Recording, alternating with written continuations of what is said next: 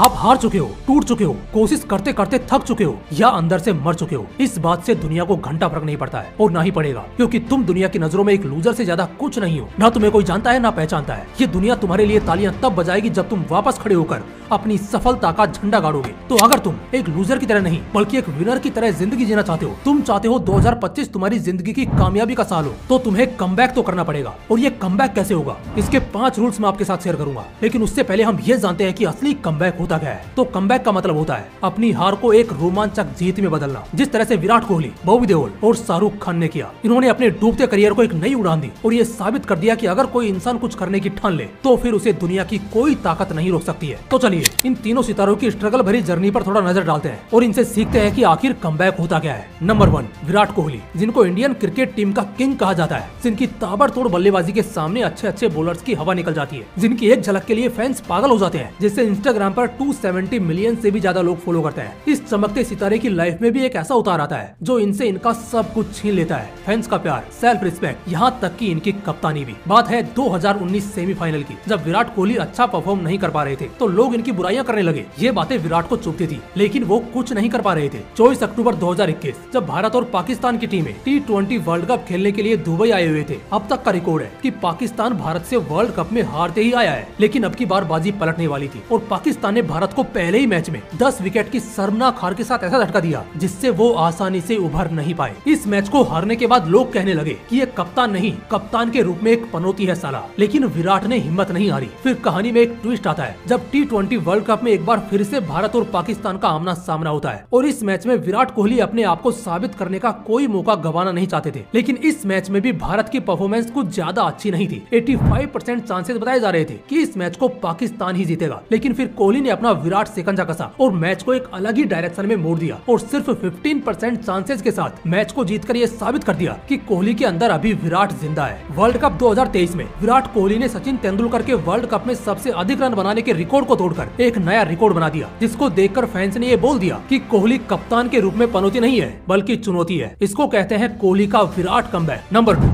शाहरुख खान। शाहरुख खान को Bollywood film industry का king कहा जाता है, लेकिन 2022 में रिलीज हुई साउथ की फिल्मों ने ये साबित कर दिया कि बॉलीवुड इंडस्ट्री में अब दम नहीं रहा है, क्योंकि बॉलीवुड स्टार्स की लगभग सभी फिल्में फ्लॉप जा रही थी और दूसरी तरफ साउथ इंडस्ट्री एक के बाद एक धमाकेदार एक्शन सीन्स वाले मूवीज प्रोवाइड कर रहा था और उस टाइम पर किंग SRK की कोई भी फिल्म रिलीज नहीं हो रही थी। इसलिए लोगों को लगा कि शाहरुख खान भी ये समझ चुके हैं कि अब 50 की उम्र में उनका रोमांस देखना कोई पसंद नहीं करेगा, इसलिए बॉलीवुड के किंग ने अपना जंगल छोड़ दिया है। अब एक तरफ तो शाहरुख खान का करियर डूबता जा रहा था और दूसरी तरफ शाहरुख खान के बेटे आर्यन खान को ड्रग सप्लायर से अवैध संबंध पाए जाने के केस में गिरफ्तार किया गया था। इन दोनों सिचुएशन के बीच शाहरुख खान इस कदर फंस गए कि अब उनका निकलना बहुत मुश्किल था। लोगों को लगा था कि शाहरुख खान ने फिल्म इंडस्ट्री को बाय बोल दिया है, अब उनके बस की बात नहीं है। लेकिन लोग ये भूल गए थे कि शेर इतनी आसानी से जंगल कैसे छोड़ सकता है और किंग खान वापस बॉलीवुड इंडस्ट्री में कदम रखने के लिए अपने पंजे मजबूत कर रहे थे। और फिर 25 जनवरी 2023 को रिलीज हुई पठान ने फिर से ये साबित कर दिया कि किंग खान अभी जिंदा है। इस मूवी ने कई रिकॉर्ड तोड़े और कई रिकॉर्ड बनाए, लेकिन शाहरुख खान अभी भी उस सुनामी को तैयार कर रहे थे जिसका लोगों को पता भी नहीं था। और फिर 7 सितंबर 2023 को रिलीज हुई जवान ने थिएटर में तहलका मचा दिया। शाहरुख खान के इस कमबैक को देखकर फैंस के दिल में फिर से जगह बन गई और जवान ने वर्ल्ड वाइड 1140 करोड़ का कलेक्शन करके अपनी पुरानी फिल्म पठान का ही रिकॉर्ड तोड़ दिया और फिर से ये साबित कर दिया कि बॉलीवुड इंडस्ट्री में किंग खान अभी जिंदा है। नंबर 3, बॉबी देओल। बॉबी देओल ने बॉलीवुड फिल्म इंडस्ट्री में 1995 में कदम रखा था और उनकी पहली फिल्म रिलीज हुई बरसात और इसी फिल्म की शूटिंग में उन्होंने अपना पैर तुड़वा लिया था। लेकिन उनकी ये फिल्म सुपरहिट रही और इसके बाद उन्होंने कई और फिल्मों में काम किया, जैसे सोल्जर और प्यार हो गया, अब तुम्हारे हवाले वतन साथियों, और ये सभी फिल्में ब्लॉकबस्टर रही। फिर बॉबी देओल की लाइफ में एक ऐसा मोड़ आता है जो उसकी लाइफ को एक अलग ही दिशा में ले जाता है, क्योंकि एक टाइम के बाद उनकी हर फिल्म फ्लॉप हो रही थी। 1999 में आई दिल लगी और 2002 में आई क्रांति, उसके बाद चोर मचाए शोर और उसके बाद सन 2004 में आई बर्दाश्त। ये सब मूवीज लगातार एक के बाद एक फ्लॉप जाने लगी और इस वजह से अब बॉबी देओल को किसी और फिल्म में काम मिलना बहुत मुश्किल हो गया था, क्योंकि लोगों ने ठान लिया था कि ये बंदा जिस भी चीज को हाथ लगाएगा उसको बर्बाद करके ही छोड़ेगा। बॉबी देओल को अपना डूबता करियर साफ साफ दिखाई दे रहा था, लेकिन इस बंदे ने हार नहीं मानी और सन 2018 में आई रेस 3 ने उनके करियर को डूबने से बचा लिया, क्योंकि ये फिल्म सुपरहिट रही थी। और फिर 2019 में आई हाउसफुल 4 ने उनके करियर को एक नई दिशा दी। लेकिन अभी तक बॉबी देओल देओल को वो मुकाम हासिल नहीं हुआ जिसके वो लायक थे, और फिर 3 से 4 सालों तक लगातार खुद को इम्प्रूव करने के बाद उनकी एक नई फिल्म में एंट्री होती है जिसका नाम है एनिमल। और जैसे ही इस फिल्म का ट्रेलर रिलीज हुआ तो बॉबी देओल की शानदार एंट्री ने फैंस का दिल जीत लिया। अब लोगों को इंतजार था इस फिल्म के रिलीज होने का, और फाइनली वो दिन आ गया जब फिल्म रिलीज होने वाली थी। दिन था 1 दिसंबर 2023, और जैसे ही फिल्म थिएटर में लगी तो बॉबी देओल की धमाकेदार एंट्री ने थिएटर में तहलका मचा दिया। बॉबी के सिर्फ 15 मिनट के सीन ने 3.5 घंटे की फिल्म में रणबीर कपूर को बराबर टक्कर दी और एक बार फिर से साबित कर दिया कि लॉर्ड बॉबी लौट आए हैं। इस फिल्म की सक्सेस के बाद बॉबी देओल एक वायरल वीडियो में आंसू पोंछते हुए दिखाए गए हैं, और लोगों को ये साफ दिखाई दे रहा है कि ये आंसू उनकी सक्सेस के हैं। इस फिल्म के बाद लोग जिस बॉबी देओल को लूजर समझते थे, अब उसी बॉबी देओल को लॉर्ड बॉबी के नाम से बुलाते हैं। एक टाइम था जब बॉबी देओल फिल्म में काम मांगने के लिए मूवी डायरेक्टर से बार बार मिलते थे, और आज खुद डायरेक्टर लॉर्ड बॉबी के सामने ब्लैंक चेक लेकर खड़े हैं। ये होता है रियल लाइफ कमबैक। इन तीनों सितारों ने ऐसा कमबैक किया कि लोग देखकर हिल गए और अपने डूबते करियर को फिर से ऊंचाइयों पर पहुंचा दिया, और ये साबित कर दिया कि अगर इंसान कुछ बड़ा करने की ठान ले तो फिर उसको दुनिया की कोई ताकत नहीं रोक सकती है। अगर आप भी 2025 में ऐसा ही कमबैक करना चाहते हो जिसको देखकर लोगों की फटके हाथ में आ जाए, तो अब मैं आपको वो 5 रूल्स बताने वाला हूँ जिनको अप्लाई करके आप भी 2025 को अपना कमबैक ईयर बना सकते हो। तो चलिए एक एक को डीप में समझते हैं। Rule number 1, analyse 2024। अगर आप भी ये सोच रहे हो कि 2024 में जो भी हुआ उसे भूल जाते हैं और आप 2025 से एक नई शुरुआत करते हैं, तो आप चाहे कितनी भी मेहनत कर लेना, लेकिन 2025 में भी तुम सक्सेसफुल नहीं होने वाले हो। क्योंकि आगे बढ़ने से पहले तुम्हें पिछली गलतियों का पता होना चाहिए कि तुमने 2024 में ऐसी कौन कौन सी गलतियां की थी जो तुम्हें नहीं करनी चाहिए थी, और 2024 में ऐसे कौन कौन से काम नहीं किए जो तुम्हें करने चाहिए थे। तो सबसे पहले 2024 को अच्छे से एनालाइज करो। 2024 को एनालाइज करने से तुम्हें ये पता चल जाएगा कि 2025 में क्या करना जरूरी है और क्या नहीं। इसके लिए 3 से 4 घंटे का समय निकालो और एक पेपर पर 2024 में जो भी गलतियां की है ना, उनका निचोड़ लिख डालो, और फिर हर दिन 2025 में उस पेज को देखना, कहीं आप वही तो नहीं कर रहे हो जो 2024 में किया था। अगर इसका जवाब हाँ है तो वक्त के साथ ही सुधर जाओ, वरना जब वक्त सुधारेगा ना तो कहीं के नहीं रहोगे। इसलिए समय के साथ खुद को बदलना सीखो, और इसके लिए आपको जरूरत पड़ेगी एनर्जी की। इसलिए रूल नंबर 2, अपनी बॉडी को स्ट्रॉन्ग करो। देखो अब तुमने 2024 को एनालाइज तो कर लिया है कि तुम्हें करना क्या है और क्या नहीं करना है। अब बात आती है मेहनत करने की, जिसके लिए तुम्हें जरूरत पड़ती है एनर्जी की। अगर तुम लाइफ में लॉन्ग टर्म खेलना चाहते हो ना, तो तुम्हें अपनी बॉडी पर काम करना होगा, उसे स्ट्रॉन्ग बनाना होगा। सिर्फ जोश से कुछ नहीं होने वाला है, क्योंकि जोश के साथ तुम बाइक को 2-3 किलोमीटर तक खींच सकते हो, लेकिन अगर तुम्हें 50 किलोमीटर जाना है तो उसके लिए तुम्हें फ्यूल की जरूरत पड़ेगी ही पड़ेगी। सेम बॉडी के साथ है। अगर तुम अपने गोल पर एक दिन में 3 से 4 घंटे काम करते हो तो तुम कर लोगे, लेकिन अगर तुम अपने गोल पर 8-8 या 10-10 घंटे मेहनत करना चाहते हो तो तुम एक वीक बॉडी के साथ कभी नहीं कर पाओगे, क्योंकि तुम्हारे बॉडी के अंदर वो एनर्जी नहीं है, वो ताकतें नहीं है जिसे तुम उससे काम करवा सको। इसलिए अपनी बॉडी को स्ट्रॉन्ग करना है, और वो कैसे होगा? इसके लिए तुम्हें 24 घंटे में से सिर्फ 1 घंटा अपनी बॉडी के लिए निकालना है। उस 1 घंटे में आपको एक्सरसाइज करनी है, स्ट्रेचिंग करनी है। अब मैं ये नहीं कह रहा हूँ कि तुम जिम जाकर वेट लिफ्टिंग करने लग जाओ। मेरे कहने का मतलब है कि अपनी बॉडी में टेस्टोस्टेरोन को बढ़ाना है, ताकि आपके बॉडी के अंदर एनर्जी रहे। और एक्सरसाइज करने के साथ साथ प्रॉपर डाइट और अच्छी नींद लेना भी बहुत जरूरी है। अगर आपके बॉडी में टेस्टोस्टेरोन लेवल हाई होगा तो उसका बेनिफिट ये होगा कि आप लंबे समय तक अपने गोल पर काम कर पाओगे। आपकी बॉडी में दर्द नहीं होगा, और फिजिकली स्ट्रॉन्ग होने से आपके अंदर कॉन्फिडेंस आएगा। आप मेंटली फिट महसूस करोगे, क्योंकि बॉडी का कनेक्शन ब्रेन से भी है। जब आपके बॉडी में एनर्जी रहेगी तो आप नाचते फिरोगे कि इस एनर्जी को कहाँ लगाऊं। तो इसलिए आपको अपने बॉडी को स्ट्रॉन्ग करना है। रूल नंबर 3, प्लानिंग से काम करो। जब हमें कहीं अननोन जगह पर जाना होता है तो सबसे पहले हम उस जगह का माइंड मैप तैयार करते हैं। इससे हम भटकते नहीं है, हम सीधे अपने गोल से कनेक्ट होते हैं, क्योंकि हमें पता होता है कि हमें किस जगह पर कौन सा टर्न लेना है। ठीक उसी तरह से जब हम प्लानिंग से अपने गोल पर काम करते हैं तो हम भटकते नहीं है। प्लानिंग करने से हमें गजब की डायरेक्शन मिल जाती है। प्लानिंग करने से हमें कंफ्यूजन नहीं रहता है, हमारे ब्रेन में हर चीज क्लियर होती है कि हमें किस टाइम पर क्या करना है। तो इसलिए आज और अभी से अपने 2025 के गोल्स को एक पेपर में पूरी प्लानिंग के साथ लिखो, और फिर उन गोल्स को घंटों,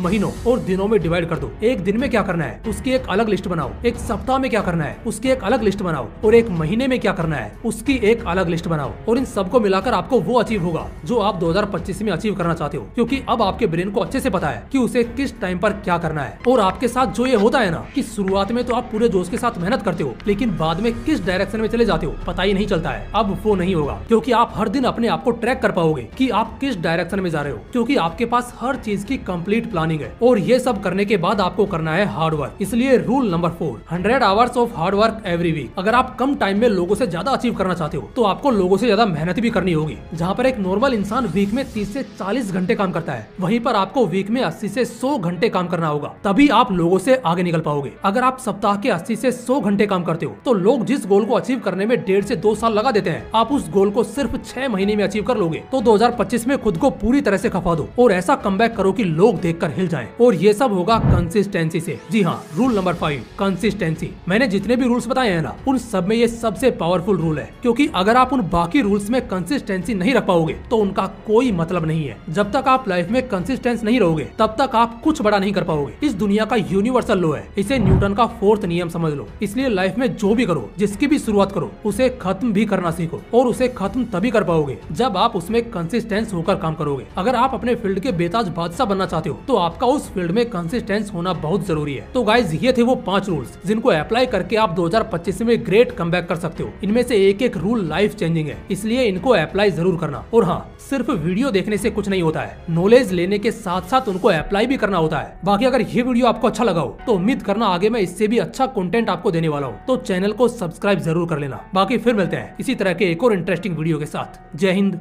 जय श्री कृष्णा।